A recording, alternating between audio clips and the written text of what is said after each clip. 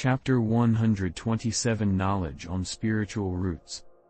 And just like that, the two of them walked together while chatting lazily, randomly about all sorts of topics. Although they were chatting lazily, it was better to say that Han Li was the one asking the questions while the youth was the one answering. From the mouth of the youth, Han Li finally obtained some news about the world of cultivators as well as finally understanding some of the fundamental facts about that world. For example, the levels of cultivation could be classified into the lower realm, middle realm and higher realm.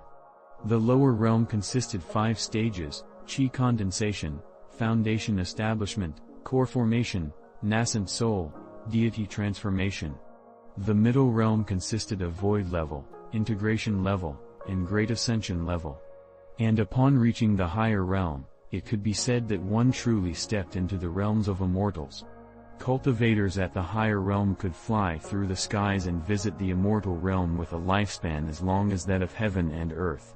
However, it was easier said than done. It was extremely tough to cultivate to such a level. Not to mention cultivating all the 3 realms. Even in the most basic, the lower realm, there was no one in the history of state of Yue who had successfully cultivated to the peak of the deity transformation stage. At most, they were stuck in the nascent soul stage. But even then, reaching nascent soul was exceedingly rare. Only a few eccentrics with great luck and karmic fortune would be able to do so. According to the youth, an individual's lifespan was directly linked to his cultivation level, and each successive breakthrough would prolong his lifespan. Mortals, at most, could only live for 100 years, but even that was very rare among mortals. For cultivators who successfully stepped into foundation establishment, they would have a lifespan of 200 years. This was very common. And if an individual was lucky enough to reach core formation, his lifespan would be further doubled to 400 and 500 years. And, if that individual somehow managed to meet a fortuitous encounter through have extreme luck and managed to form his nascent soul, then, congratulations. His lifespan would be extended to 1,000 years. As long as the person in question was a cultivator, this was all within the realm of possibility. Suddenly, the white-robed youth stopped here.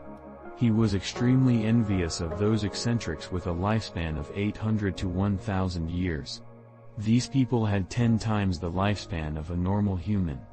Han Li was awestruck as he listened by the youth's side, but he had already guessed that lifespan of cultivators would be longer when compared to that of ordinary humans. But what he hadn't expected was that the differences in lifespan would be so ridiculous.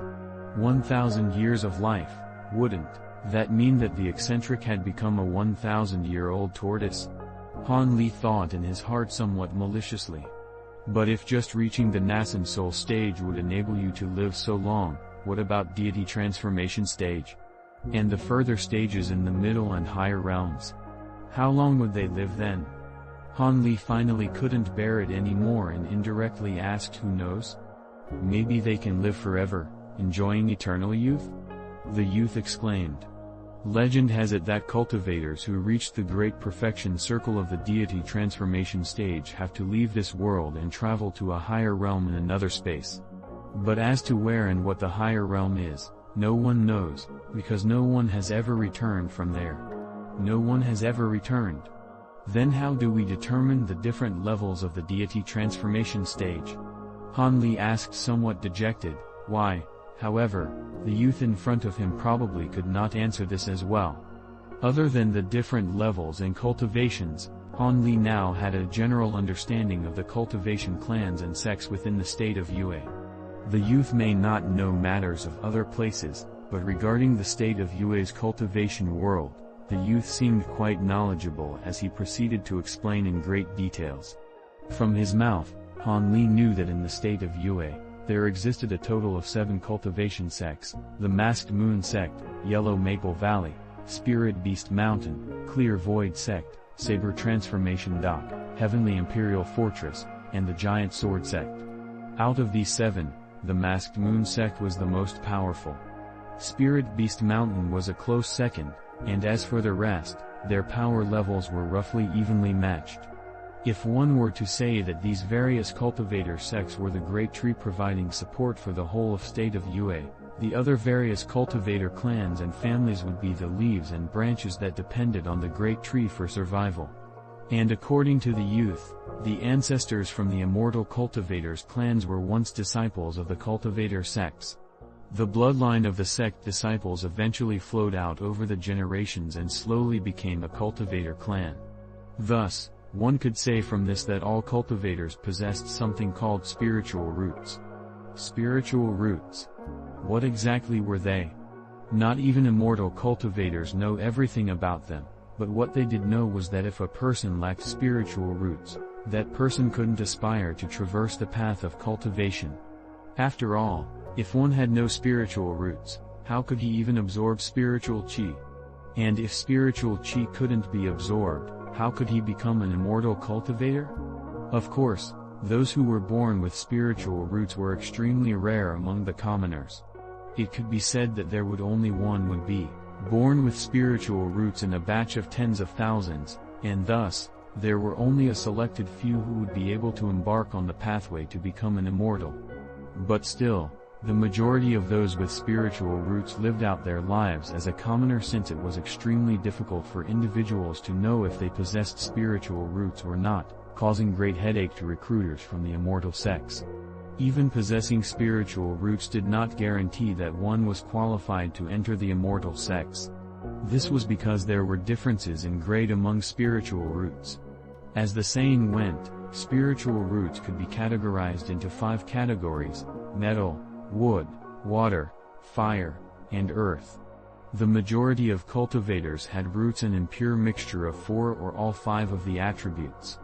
Although these people was able to absorb spiritual chi of heaven and earth, they would progress extremely slowly in terms of their cultivation. At most, they could only reach the 3rd or 4th level of the chi condensation stage before reaching a bottleneck that halted all hopes of breaking through to foundation establishment. Spiritual roots with a mixture of 4 or 5 attributes were known as false spiritual roots in the immortal world, while spiritual roots of 2 to 3 attributes were known as true spiritual roots. Those with true spiritual roots would naturally cultivate many times faster when compared to those with false spiritual roots. And as for spiritual roots with only 1 attribute, they known as heavenly spiritual roots, those who received them were truly favored by heavens. With heavenly spiritual roots, regardless of which of the 5 attributes the spiritual root belonged to, the cultivation rate would be faster by 2 to 3 times when compared to those with true spiritual roots. And upon reaching the peak of foundation establishment, they would not encounter any bottlenecks when attempting to break through to core formation. If true spiritual roots already increased the rate of cultivation, the heavenly spiritual roots would make people angry to a point of vomiting blood, as they enabled the individual to reach core formation easily without facing any bottlenecks. One must know that in a group of 10 chi condensation cultivators, even with the aid from a foundation establishment elder, only one of them would be able to reach foundation establishment. But as for core formation, not even 1 in 100 foundation establishment cultivators would be able to reach it. The probability of reaching core formation could only be described as immensely difficult, which was why many people were envious of those who possessed heavenly spiritual roots. Every time someone with heavenly spiritual roots appeared, they would be frenziedly sought after by the immortal sects. After all, this meant that in the future, their sect would have an additional core formation elder, furthering consolidating the power of their sect.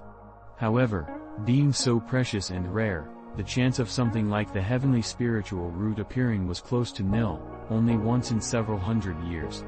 Other than these spiritual roots, there was still a type of spiritual roots that did not belong to any of the 5 attributes. This other kind of spiritual roots was known as mutated spiritual roots, and the rate of its appearance was much more frequent, about once every 20 to 30 years. Mutated spiritual roots referred to spiritual roots that evolved through the combination of any 2 or 3 of the 5 attributes. Example: a spiritual root of both earth and water attributes undergo a mutation and evolved into that of the lightning attribute. Metal and water attribute mutated and evolved into the ice attribute. Not only that, there were also darkness attribute roots and wind attribute roots, as well as countless other variations. For individuals who possessed mutated spiritual roots, although they would still meet a bottleneck when attempting to step into core formation, their cultivation speed was roughly equal to those with heavenly spiritual roots. Furthermore, if those with mutated spiritual roots were able to find a cultivation art that matches their attribute, they would undoubtedly be the strongest among their generation, capable of fighting against 3 to 4 cultivators at the same cultivation level.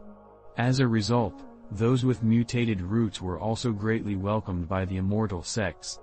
However, even finding individuals with true spiritual roots was a headache for recruits from the Immortal sects, let alone heavenly spiritual roots and mutated spiritual roots. That was because it was simply impossible for Immortal recruiters to go into every nook and alley, demanding people to turn their children in for testing. And even then, true spiritual roots were pretty uncommon, with only 1 in every 5 to 6 individuals appearing with spiritual roots. Hence, some Immortal sects eventually collapsed simply because they could not find or groom anyone with spiritual roots. Regarding this embarrassing situation, many cultivators investigated and realized that spiritual roots were usually passed on through bloodline. For example, if a man or a woman possessed spiritual roots, the children they birthed would have a 25% chance of being born with spiritual roots. And naturally, if both the mother and the father were possessors of spiritual roots, the children they birthed who have a higher probability of inheriting spiritual roots. After this matter was discovered, many people grew agitated. This agitation was directed towards the young sect members. Under their elders' pressure, many youth from the various sects were forced out to the secular world to get married and settle down. Only after having a son or daughter would they be allowed to return back to their sect for cultivation. Whenever the sects lacked of disciples, they would select the descendants of their disciples with spiritual roots. This way, the rate of finding people with spiritual roots would greatly increase. The problematic situation faced by Immortal sects could finally be considered partially resolved. Eventually, over time, more and more people with spiritual roots were born, which paved the way for the formation of cultivator clans and families. These cultivator clans might not possess high-level cultivation arts, but they do not face a shortage of low-level cultivation arts and techniques. Eventually, they became the external window that the Immortal sects could use to reach out to the secular world. This essentially meant that behind each cultivator clan was backed by a powerful Immortal sect. Having explained all of this white-robed youth felt extremely satisfied. It had been far too long since he last showed off his knowledge. The feeling of when the listener was fully focused on the words he spoke made him feel extremely happy and well-disposed towards Han Li. Hence, so he held nothing back, wanting to show off his knowledge in front of Han Li. Naturally, Han Li was pleased with such an arrangement, and he oftentimes interjected appropriately, giving the white-robed youth another chance to expound on his knowledge. What a pity, this hill that was shrouded by fog wasn't very far from the village. After a few hours, both of them had already arrived at the hillside. Having traveled only a short journey, Han Li couldn't help being somewhat dissatisfied for not having enough time to learn more regarding the matters of the cultivation world. He deeply wanted to walk back to the village again so that he could expand his knowledge, but he knew that it was impossible to do so. Sighing, he looked at the youth beside him with disappointment misting over his eyes.